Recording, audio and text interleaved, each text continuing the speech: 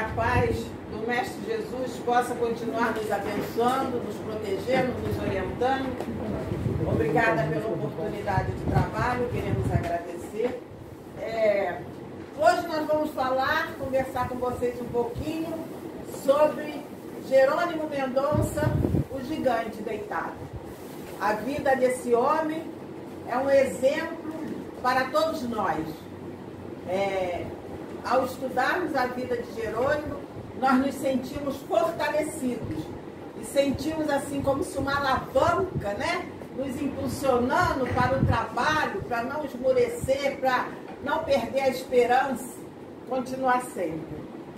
Imagine um homem totalmente paralítico, num leito há mais de 30 anos, sem mover nem o pescoço, cego há quase 20 anos, com dores no corpo, dores terríveis no peito, necessitando de quilos de peso de areia para suportar a dor, tomando Isordil várias vezes ao dia, e ainda assim, resignado e sereno. Imaginei isso, vocês. Levado por mãos amigas pelo Brasil afora em palestras. Tamanho foi o seu exemplo que foi apelidado de o gigante deitado pelos amigos e pela imprensa.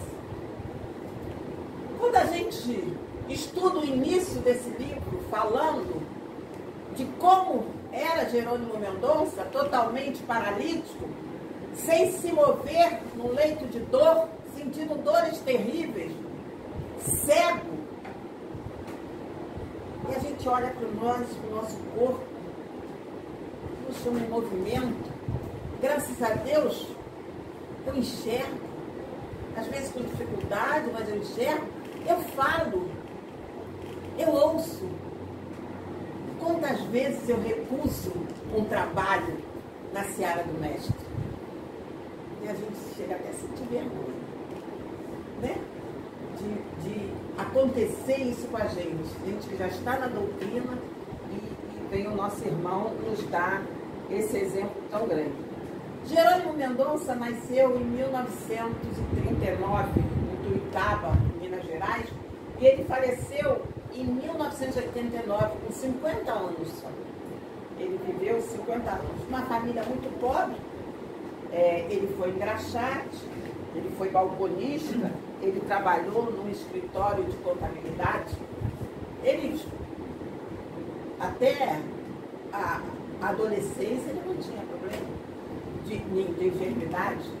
E eles, tem um caso que aconteceu com ele aos 8 anos, ele engraxate, com a sua banquinha de engraxate, as pessoas assim da nossa idade devem lembrar, né, que aqueles garotinhos que tinham aquelas banquinhas, né, que principalmente os homens iam engraxar o sapato, colocavam os pés ali, né? E ele tinha uma banquinha aos 8 anos de idade de engraxate, em frente assim uma padaria. E todo dia ele ia pra lá com a sua, como é que chamava aquele? Era banquinha mesmo? Caixa de engraxate. Ele já foi também, ó. Por isso ele sabe. Ele ia com aquela banquinha de engraxate e botava ali de frente à padaria. E teve um dia, uma manhã, que ele estava ali, sentou um senhor, muito carrancudo, semblante fechado, e sentou ali, meio bruto, colocou os pés, e ele virou para o senhor, na sua inocência de criança: vai graxa ou tinta, moço? E aquele senhor, naquele momento, devia estar cheio de problemas, aproveitou e descarregou tudo em cima daquela criança. Você não sabe trabalhar?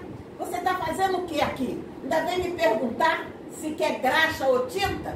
Faça o seu trabalho e não fale comigo, não me pergunte.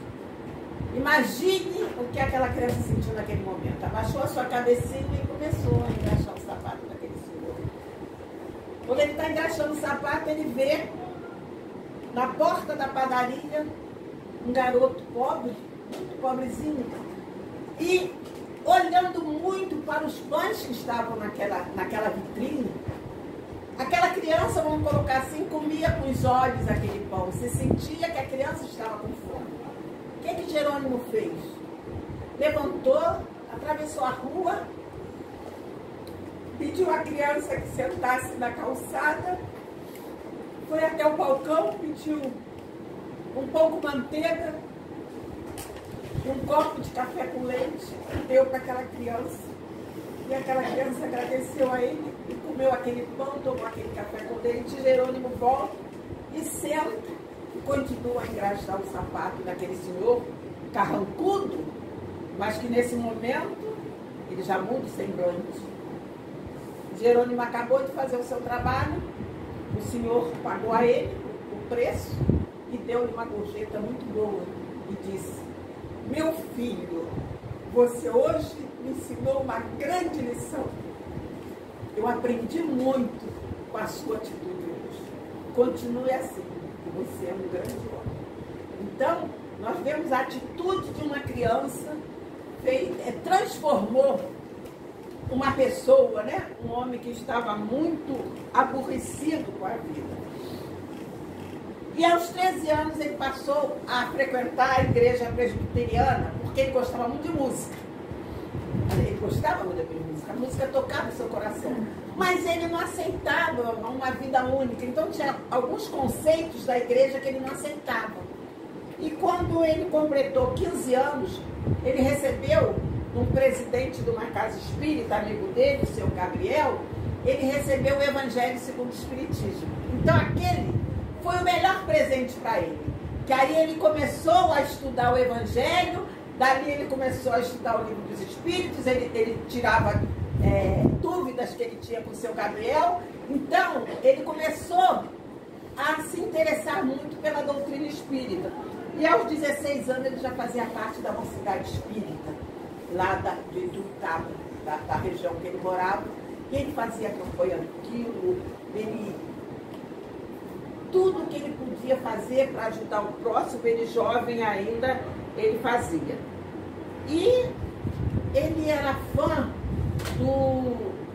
daquele revista em quadrinho, do nosso tempo aí, do Tarzan. Quem lembra desse gibi que a gente chamava, né?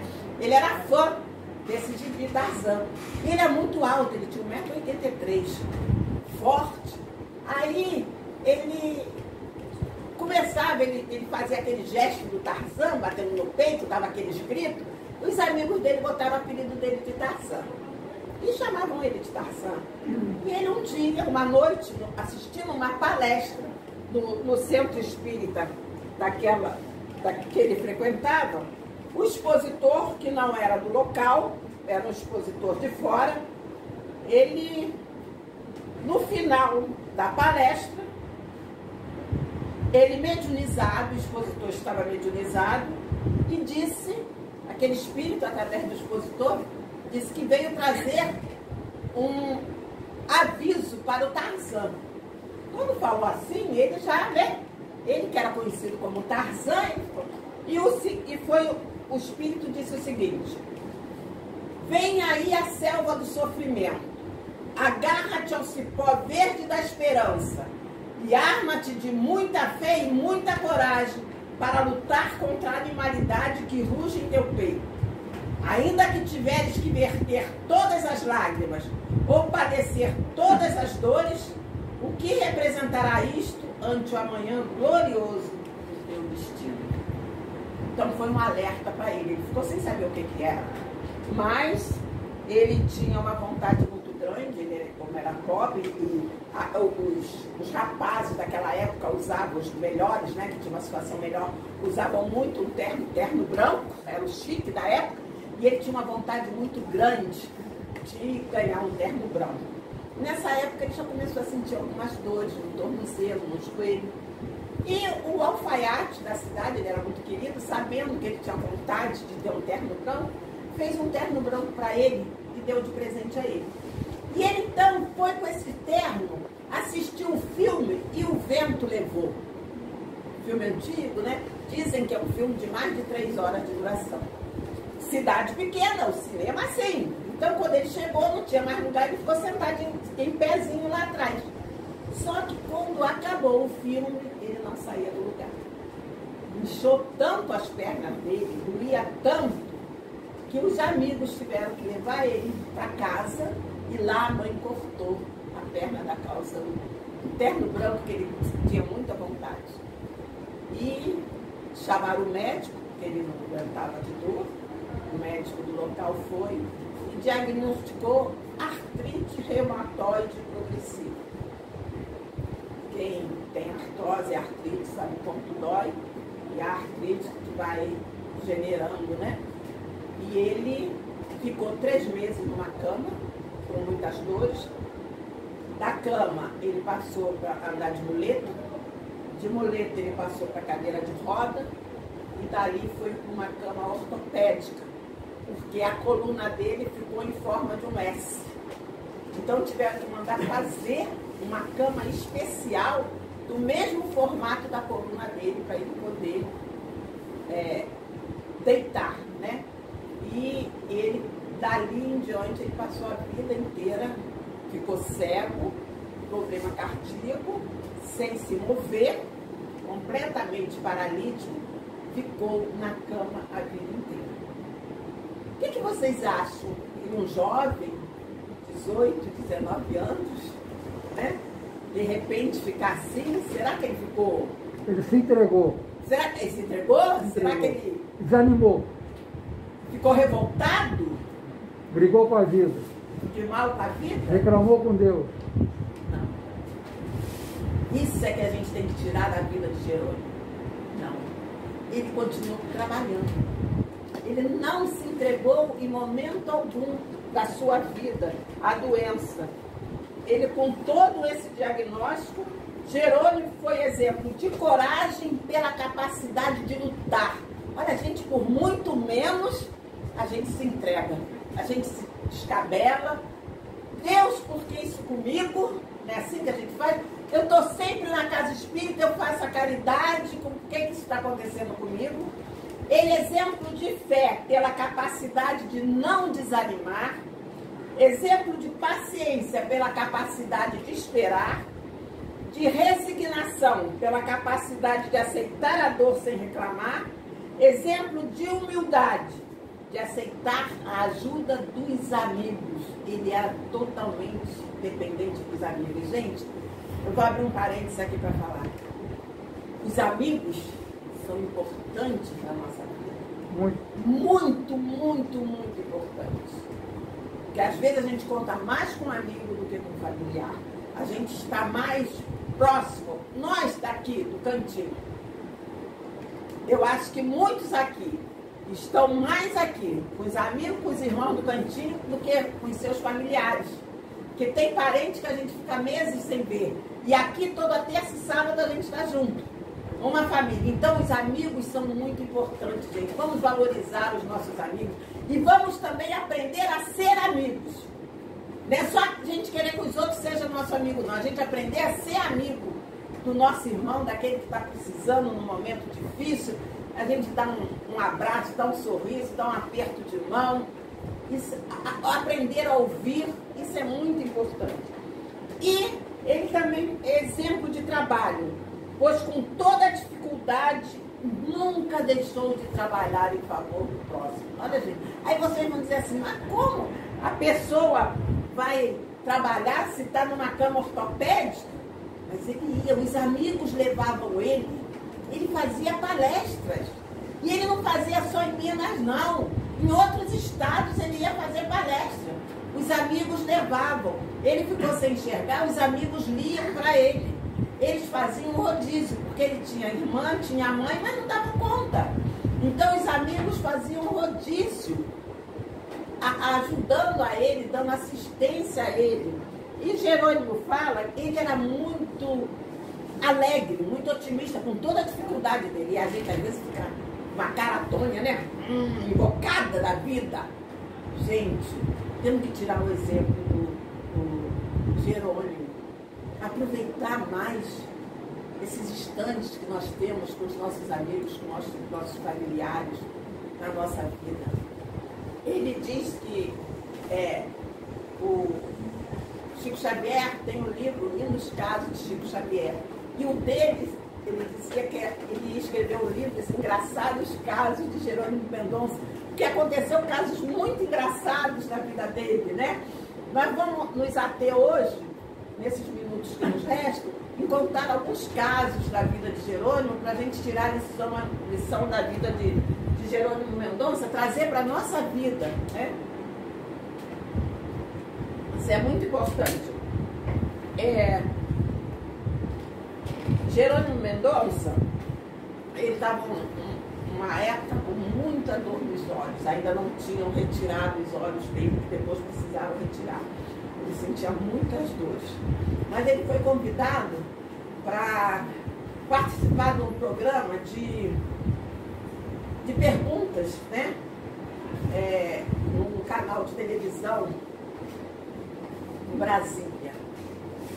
E os amigos levaram ele ficou hospedado na casa de um amigo em Brasília. Ele estava com muitas dores naquele dia, mas que não podia, né, faltar aquele compromisso. E o casal que hospedou ele estava com tanta boa vontade, levaram ele para o compromisso. E uma das perguntas que o repórter fez de uma pessoa foi para ele, que estava naquela cama ortopédica há tantos anos, sem nenhuma previsão, não sabia que não ia sair dali, qual era o conceito dele de felicidade. E talvez se nós perguntássemos a cada um de nós aqui, qual o seu conceito de felicidade? Ter um carro do ano, ter uma casa de praia, ter isso, ter aquilo. E quando pergunta ao Jerônimo qual o conceito de felicidade para ele responde o seguinte: eu que estou há tantos anos nessa cama, na mesma posição de barriga para cima, o meu conceito de felicidade é poder virar 1 minuto de lado. Gente, vamos parar para pensar. O conceito de felicidade é você poder virar de lado. Que a gente pode virar até cambalhota, e a gente não dá valor. E aí, quando ele termina a entrevista, toca o telefone da emissora, uma senhora que quer falar com ele, mas precisava falar com ele pessoalmente, que ele tinha salvo a vida dela. Se ela podia ir aonde ele estava hospedado, e o senhor deu o endereço a ela. E à noite, quando ele estava lá na casa dos amigos dele, hospedado, chega uma senhora da alta sociedade, muito bem vestida, e agradece muito a Jerônimo, porque ele salvou a vida dela. E ela conta para Jerônimo que ela tem tudo. Ela tem dinheiro, ela tem poder, tudo que ela quer ela tem. Mas ela não era feliz. Ela se sentia muito mal, aborrecida da vida. E ela tinha feito um planejamento. Aquela noite, ela comprou ingresso para o teatro para a família toda. Ela morava com o filho, com o neto, para todos, inclusive para ela. Só que ela não tinha feito um planejamento. Na hora de irem para o teatro, ela disse que não estava bem, não estava passando bem, que ela não iria. Que eles fossem, que ela ia ficar em casa. Por quê? Porque ela ia se suicidar. Ela não falou para os filhos, mas ela fez isso. Ela ia ficar em casa, porque ela estaria sozinha e ela ia se suicidar. E quando ela já tinha preparado o veneno, ela falou o seguinte: eu vou ligar essa televisão, eu vou ver as últimas notícias desse mundo cão. E quando ela liga a televisão, ela vê Jerônimo Mendonça falando sobre o seu conceito de felicidade. E ali, naquele momento, ela joga o veneno fora e desiste de se suicidar. E Jerônimo, então, conversa com ela e fala para ela sobre o valor da vida. A gente tem que valorizar a nossa vida. A gente tem que aprender a perdoar. Gente, se tem alguém que você está brigado, se tem alguém que você está aborrecido, vamos seguir esse exemplo de Jerônimo. Vamos chegar, mesmo que você não tenha culpa, peça desculpa. Mas vamos aproveitar esse momento que nós estamos juntos, para nós nos aliarmos, para nós procurarmos um ajudar o outro, para um ser amigo do outro. Não vale a pena a gente viver aborrecido. Não vale a pena a gente viver chateado. A gente vê que a nossa vida muda assim. Nós estamos vendo esse exemplo aqui dentro. Com o nosso irmão, como é que a vida dele virou da noite para o dia. Então, gente, vamos aproveitar essa oportunidade, vamos tirar ensinamento de tudo. E Jerônimo coloca isso, falando para aquela senhora, ele está falando para nós. Vamos valorizar a vida. Não vamos deixar a vida nos levar, não. Vamos aproveitar as oportunidades. Jerônimo Mendonça aproveitou todas as oportunidades de trabalho dele. Na véspera dele desencarnar, ele fez uma palestra. E depois saiu pedindo donativos para uma campanha. Então isso é muito importante. Vamos aproveitar esse momento. Tem outro caso dele que é sobre a preguiça. Ele dependia muito, né, das pessoas. E ele pede um sobrinho dele que vá à farmácia comprar um remédio para ele. E a gente vê muitos jovens falar isso, né? Tem jovem na família. Ai, tio, estou com uma preguiça, tio. Uma preguiça de ir agora na farmácia. Aí Jerônimo simplesmente diz: ah, se eu tivesse as pernas como você, eu já estaria lá. Então vamos valorizar aquilo que nós temos. Não vamos ter preguiça, não, gente. Não vamos dizer, não vou fazer essa palestra agora, não. Vou deixar para uma outra oportunidade. Vamos aproveitar a oportunidade. Não vamos ter preguiça de trabalhar. Não vamos ter preguiça de estudar. Vamos aproveitar as oportunidades que aparecem na nossa vida. E um caso engraçado que eu vou contar é que ele era convidado lá em Minas. Sempre que alguém falecia, convidavam o Jerônimo para ir fazer a prece, né? O irmão que desencarnou, para a irmã que desencarnou. E ele ia, os amigos levando, ele sempre dependendo dos amigos. Ele viajava tudo, os amigos levando. E os amigos empurrando a cama ortopédica dele até o cemitério. Mas acontece que esse sepultamento já foi ao entardecer. Então, ele fez a prece, já estava anoitecendo. Aí todo mundo com pressa de ir embora, porque já estava anoitecendo no cemitério, dentro do cemitério, as pessoas ficam um pouco assustadas. Aí ele acabou de fazer a prece, o sepultamento, todo mundo vai embora, né? Foram embora, cada um para sua casa. Aí os amigos foram para a casa dele, chegaram lá, aí vamos fazer um café, não sei o quê. Quando foram fazer o café, cadê o Jerônimo? Esqueceram ele no cemitério? Os amigos esqueceram ele. E aí voltaram no cemitério e estava ele lá, tadinho, esperando, bem quietinho, já escuro, e ele lá na sua caminha ortopédica, deitadinho, esperando os seus amigos. Então, que assim, a vida de Jerônimo Mendonça traga para nós bastante ensinamento. Vou encerrar com essa aqui. Esse livro, gente, é muito bom. Esse livro vem, além da vida dele, vem vários casos. Então foi daqui que eu tirei todo o trabalho. Ele estava com um amigo dele, Júlio César. Esse Júlio César estava lendo para ele algumas mensagens de Chico Xavier. Naquele dia era o dia vamos colocar assim, do plantão do Júlio César. Aí, quando o Júlio César estava lendo, o telefone tocou. Aí o Júlio César, o que ele fazia? Ele era cego, mas ele ouvia e ele falava. Ele ficou cego depois. Então, o Júlio César atendeu o telefone, a pessoa queria falar com o Jerônimo, o Júlio César passou o telefone para o Jerônimo. Aí a senhora diz assim: ai, Jerônimo, tem piedade de mim. Meu filho foi reprovado no vestibular. Isso é o fim. Vou dar cabo da minha vida. Eu estou desesperada. Porque o filho não passou no vestibular, a mãe estava pensando em se suicidar. Desesperada porque o filho não passou. Jerônimo conversa com ela, diz a ela que ela tem um pouco de paciência, que no ano que vem ele iria estudar mais e com certeza ia passar.